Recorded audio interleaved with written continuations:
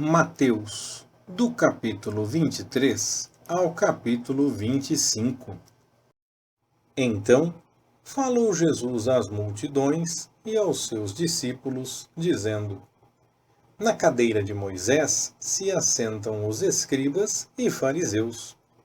Portanto, tudo o que vos disserem, isso fazei e observai. Mas não façais conforme as suas obras, porque dizem e não praticam. Pois atam fardos pesados e difíceis de suportar, e os põem aos ombros dos homens. Mas eles mesmos nem com o dedo querem movê-los.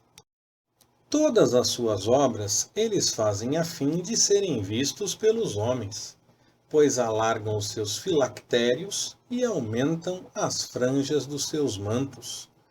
Gostam do primeiro lugar nos banquetes, das primeiras cadeiras nas sinagogas, das saudações nas praças e de serem chamados pelos homens Rabi. Vós, porém, não queirais ser chamados Rabi, porque um só é o vosso mestre, e todos vós sois irmãos. E a ninguém sobre a terra chameis vosso Pai, porque um só é o vosso Pai, aquele que está nos céus. Nem queirais ser chamados guias, porque um só é o vosso guia, que é o Cristo.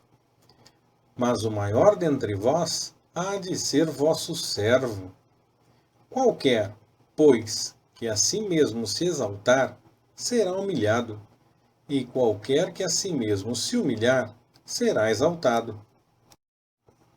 Mas ai de vós, escribas e fariseus, hipócritas, porque fechais aos homens o reino dos céus, pois nem vós entrais, nem aos que entrariam permitis entrar. Ai de vós, escribas e fariseus hipócritas, porque devorais as casas das viúvas e, sob pretexto, fazeis longas orações. Por isso recebereis maior condenação. Ai de vós, escribas e fariseus, hipócritas, porque percorreis o mar e a terra para fazer um prosélito, e, depois de o ter desfeito, o tornais 2 vezes mais filho do inferno do que vós. Ai de vós, guias cegos, que dizeis: quem jurar pelo ouro do santuário, esse fica obrigado ao que jurou. Insensatos e cegos! Pois qual é o maior, o ouro ou o santuário que santifica o ouro? E quem jurar pelo altar, isso nada é. Mas quem jurar pela oferta que está sobre o altar, esse fica obrigado ao que jurou. Cegos! Pois qual é maior, a oferta ou o altar que santifica a oferta? Portanto, quem jurar pelo altar, jura por ele, e por tudo quanto sobre ele está. E quem jurar pelo santuário, jura por ele e por aquele que nele habita. E quem jurar pelo céu, jura pelo trono de Deus e por aquele que nele está assentado. Ai de vós, escribas e fariseus, hipócritas, porque dais o dízimo da hortelã, do endro e do cominho, e tendes omitido o que há de mais importante na lei, a saber, a justiça, a misericórdia e a fé. Estas coisas, porém, devíeis fazer, sem omitir aquelas. Guias cegos, que coais um mosquito e engolis um camelo. Ai de vós, escribas e fariseus, hipócritas, porque limpais o exterior do copo e do prato, mas por dentro estão cheios de rapina e de intemperança. Fariseu cego, limpa primeiro o interior do copo, para que também o exterior se torne limpo. Ai de vós, escribas e fariseus, hipócritas, porque sois semelhantes aos sepulcros caiados, que por fora realmente parecem formosos, mas por dentro estão cheios de ossos e de toda imundícia. Assim também vós exteriormente pareceis justos aos homens, mas por dentro estáis cheios de hipocrisia e de iniquidade. Ai de vós, escribas e fariseus, hipócritas, porque edificais os sepulcros dos profetas e adornais os monumentos dos justos. E dizeis: se tivéssemos vivido nos dias de nossos pais, não teríamos sido cúmplices no derramado sangue dos profetas. Assim, vós testemunhais contra vós mesmos que sois filhos daqueles que mataram os profetas. Enchei vós, pois, a medida de vossos pais. Serpentes, raça de víboras, como escapareis da condenação do inferno?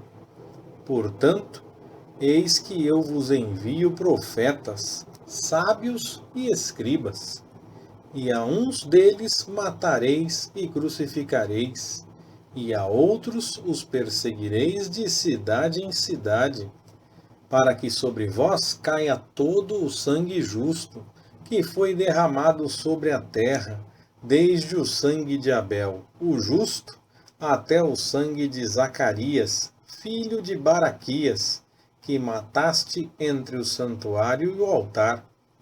Em verdade vos digo que todas essas coisas hão de vir sobre esta geração.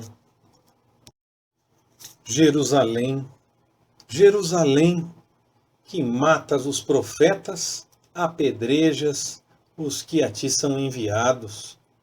Quantas vezes quis eu ajuntar os teus filhos, como a galinha ajunta os seus pintinhos debaixo das asas, e não o quiseste. Eis aí abandonada vos é a vossa casa. Pois eu vos declaro que desde agora de modo nenhum me vereis, até que digais: bendito aquele que vem em o nome do Senhor. Ora, tendo Jesus saído do templo, ia se retirando, quando se aproximaram dele os seus discípulos, para lhe mostrarem os edifícios do templo. Mas ele lhes disse: não vedes tudo isto? Em verdade vos digo que não se deixará aqui pedra sobre pedra, e não seja derribada. E estando ele sentado no Monte das Oliveiras, chegaram-se a ele os seus discípulos em particular, dizendo: declara-nos quando serão essas coisas, e que sinal haverá da tua vinda e do fim do mundo. Respondeu-lhes Jesus: acautelai-vos, e ninguém vos engane, porque muitos virão em meu nome, dizendo: eu sou o Cristo, e a muitos enganarão. E ouvireis falar de guerras e rumores de guerras. Olhai, não vos perturbeis, porque forçoso é que assim aconteça, mas ainda não é o fim. Porquanto se levantará nação contra nação, e reino contra reino, e haverá fomes e terremotos em vários lugares. Mas todas essas coisas são o princípio das dores. Então sereis entregues à tortura e vos matarão, e sereis odiados de todas as nações por causa do meu nome. Nesse tempo, muitos hão de se escandalizar e trair-se uns aos outros, e mutuamente se odiarão. Igualmente, hão de surgir muitos falsos profetas e enganarão a muitos. E, por se multiplicar a iniquidade, o amor de muitos esfriará. Mas quem perseverar até o fim, esse será salvo. E este evangelho do reino será pregado no mundo inteiro, em testemunho a todas as nações. E então virá o fim. Quando, pois, virdes estar no lugar santo a abominação de desolação, predita pelo profeta Daniel, quem lê, entenda. Então, os que estiverem na Judéia, fujam para os montes. Quem estiver no eirado, não desça para tirar as coisas de sua casa. E quem estiver no campo, não volte atrás para apanhar a sua capa. Mas ai das que estiverem grávidas e das que amamentarem naqueles dias. Orai para que a vossa fuga não suceda no inverno, nem no sábado, pois haverá, então, uma tribulação tão grande como nunca houve desde o princípio do mundo até agora, nem jamais haverá. E se aqueles dias não fossem abreviados, ninguém se salvaria. Mas por causa dos escolhidos serão abreviados aqueles dias. Se, pois, alguém vos disser, eis aqui o Cristo, ou ei-lo aí, não acrediteis, porque hão de surgir falsos cristos e falsos profetas, e farão grandes sinais e prodígios, de modo que, se possível fora, enganariam até os escolhidos. Eis que de antemão vô-lo tenho dito. Portanto, se vos disserem, eis que ele está no deserto, não saiais. Ou, eis que ele está no interior da casa, não acrediteis. Porque, assim como o relâmpago sai do oriente e se mostra no ocidente, assim será também a vinda do Filho do Homem. Pois onde estiver o cadáver, aí se ajuntarão os abutres. Logo depois da tribulação daqueles dias, escurecerá o sol, e a lua não dará a sua luz, e as estrelas cairão do céu, e os poderes dos céus serão abalados. Então aparecerá no céu o sinal do Filho do Homem. Todas as tribos da terra se lamentarão e verão vir o Filho do Homem sobre as nuvens do céu, com poder e grande glória. E ele enviará os seus anjos com grande clangor de trombeta, os quais lhe ajuntarão os escolhidos desde os quatro ventos, de uma à outra extremidade dos céus. Aprendei, pois, da figueira a sua parábola. Quando já o seu ramo se torna tenro e brota folhas, sabeis que está próximo o verão. E, igualmente, quando virdes todas essas coisas, sabei que ele está próximo, mesmo às portas. Em verdade vos digo que não passará esta geração sem que todas essas coisas se cumpram. Passará o céu e a terra, mas as minhas palavras jamais passarão.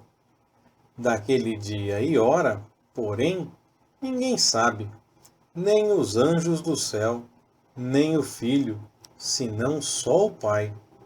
Pois como foi dito nos dias de Noé, assim será também a vinda do Filho do Homem. Porquanto, assim como nos dias anteriores ao dilúvio, comiam, bebiam, casavam e davam-se em casamento, até o dia em que Noé entrou na arca. E não o perceberam, até que veio o dilúvio, e os levou a todos. Assim será também a vinda do Filho do Homem. Então, estando dois homens no campo, será levado um e deixado o outro. Estando duas mulheres a trabalhar no moinho, será levada uma e deixada a outra. Vigiai, pois, porque não sabeis em que dia vem o vosso Senhor. Sabei, porém, isto: se o dono da casa soubesse a que vigília da noite havia de vir o ladrão, vigiaria e não deixaria minar a sua casa. Por isso, ficai também vós apercebidos, porque numa hora em que não cuidais, virá o Filho do Homem. Quem é, pois, o servo fiel e prudente, que o Senhor confiou os seus serviçais, para a tempo dar-lhes o sustento? Bem-aventurado aquele servo a quem o seu Senhor, quando vier, achar assim fazendo. Em verdade vos digo que o porá sobre todos os seus bens. Mas se aquele outro, o mau servo, disser no seu coração: meu senhor tarda em vir, e começar a espancar os seus conservos, e a comer e beber com os ébrios, virá o senhor daquele servo, num dia em que não o espera, e numa hora de que não sabe, e cortá-lo-á pelo meio, e lhe dará a sua parte com os hipócritas. Ali haverá choro e ranger de dentes.